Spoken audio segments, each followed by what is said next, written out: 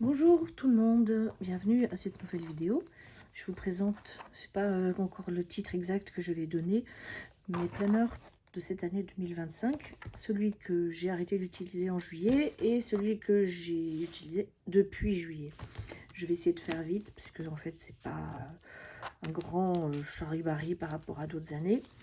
J'utilise toujours un marque-page qui peut permettre de porter un stylo si j'ai pas de porte-stylo sur le cahier lui-même. J'avais rajouté des petits onglets mensuels. Je trouve qu'ils n'ont pas bien survécu. Donc j'ai noté des tas de trucs au fur et à mesure de l'année jusqu'au mois de juillet. Et à partir de juillet, j'ai utilisé ce tout petit carnet que j'ai taillé de sorte à ce qu'il soit pas plus large que le grand cahier lui-même, enfin le grand carnet. Et je fais du, comment dire, memory planning, rétro planning. J'ai commencé en fait ce petit machin à partir de juillet et j'ai noté mes rendez-vous, les grosses choses, etc.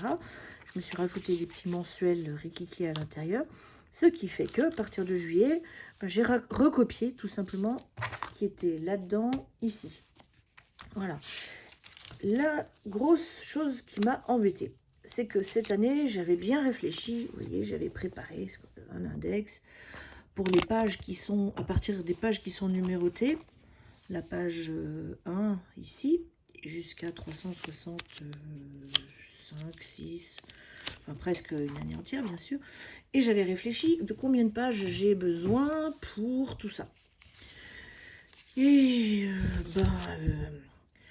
je me suis plus ou moins débrouillée, j'ai inséré, j'ai collé des trucs, je les ai décollés, j'en ai remis d'autres, j'ai abîmé les pages, bon, j'en ai finalement retiré aucune, mais quand j'ai arrêté d'utiliser ce cahier, je me suis dit, bon, ok, j'ai continué plus ou moins à suivre, mais j'ai eu un problème, c'est que j'allais pas trimballer ce machin qui était devenu un pavé, et celui-là, uniquement pour pouvoir écrire dans celui-ci ce qui concernait mes trackers.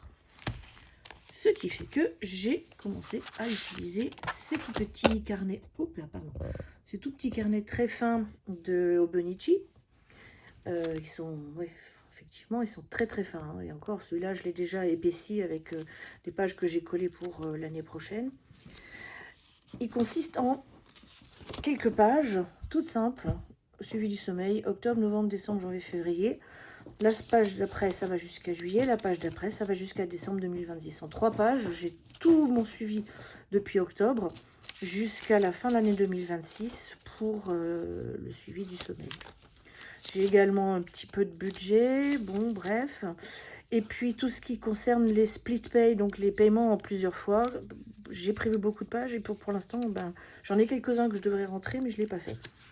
J'ai recollé également un planning comme ça de chez, je crois que c'est Paper Test, je suis pas sûre, que j'ai, oui c'est ça, Paper Test Freebie de 2025, et puis j'avais rajouté ici des choses en me disant peut-être que, mais bon, pour l'instant, je n'ai pas commencé à les utiliser.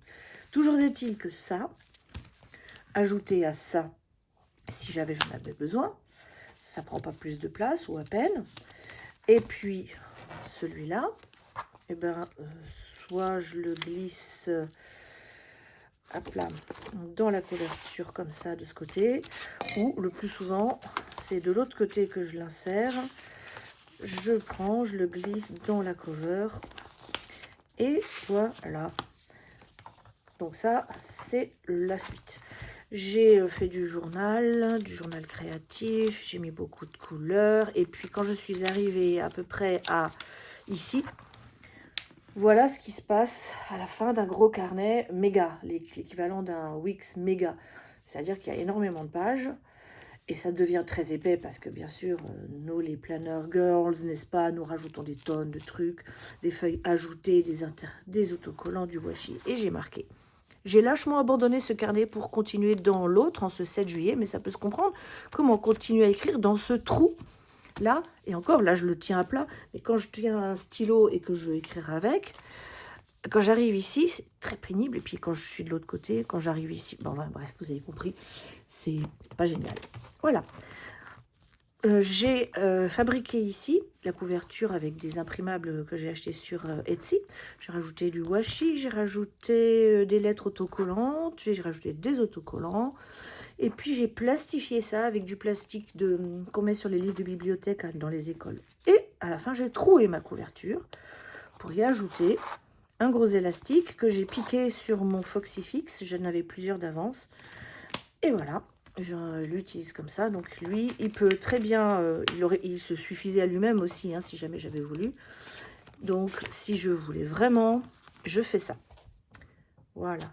Mais, donc celui-là, il est resté, il reste depuis cet été là-haut, sur mon bureau. Et en même temps, j'ai fait la même chose ici avec un carnet de chez Aura Estelle, en collaboration avec Annie Plans.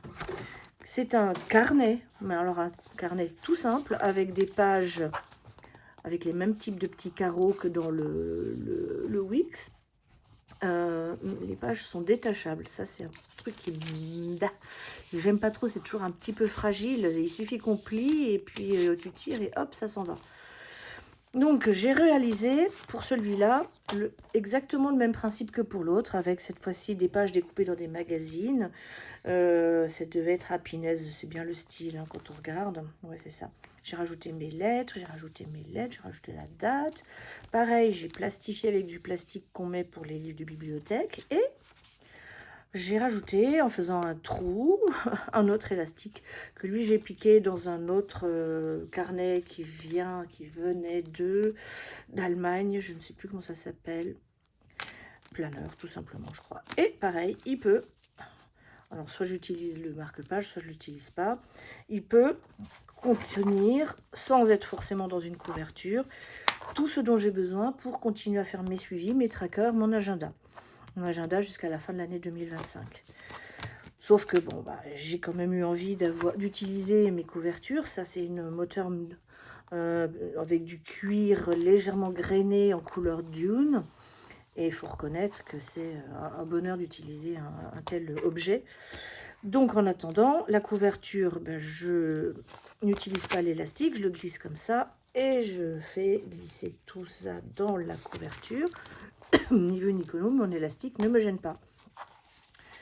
Et puis, tout simplement, hein, j'ai continué, journal numéro 2, et en avant, les inserts, les photos, les washi, les tippings, les tickets, les fold-out, les doubles fold-out, enfin tout, quoi, voilà.